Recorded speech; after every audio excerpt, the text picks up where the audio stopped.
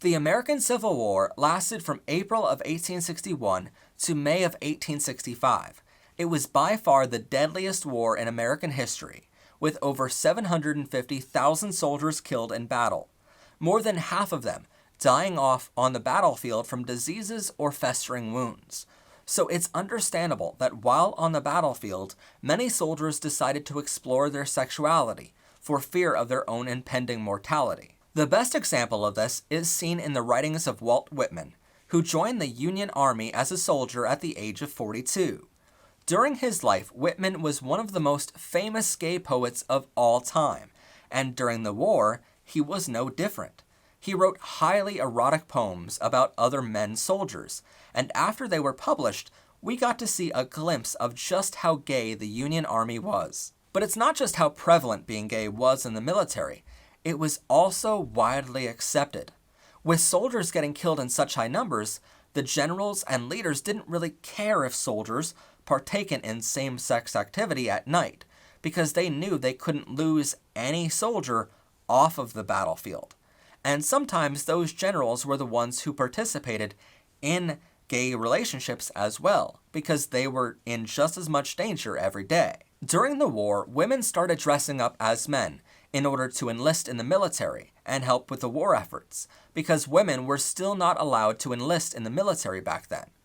But women who dressed as a man were almost always allowed to enlist, even though the generals knew exactly what was going on. As LGBTQ historian Michael Bronski writes, quote, "Still other women, most probably a small percentage, spent most of their lives passing as men.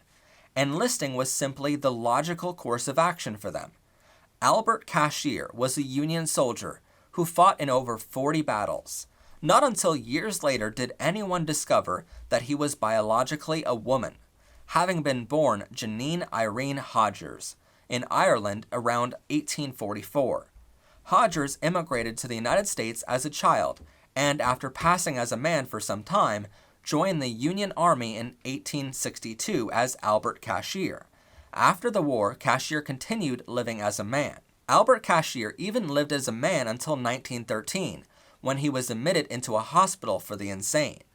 When it was discovered that he was biologically a woman, he was forced to wear a dress until his death in 1915, which must have been 2 horrible years. And even though his secret was made public, his tombstone described him as, quote, Albert D.J. Cashier, Co-G 95 Illinois Infantry. More to the point, the memoirs of Union General Sheridan tells of a pair of women who enlisted as male soldiers, started an intimate relationship with one another as lesbians, and only after they got drunk together and fell in a river was their secret exposed to the general about being lesbians and dressing up as a man.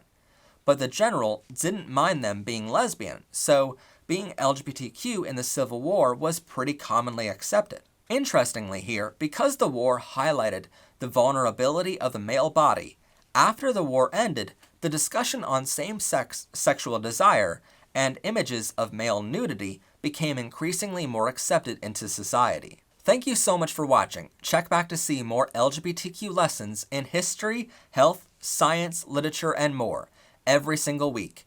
As always, I'm your host, Professor Pride. Have a gay day, everyone, and bye for now.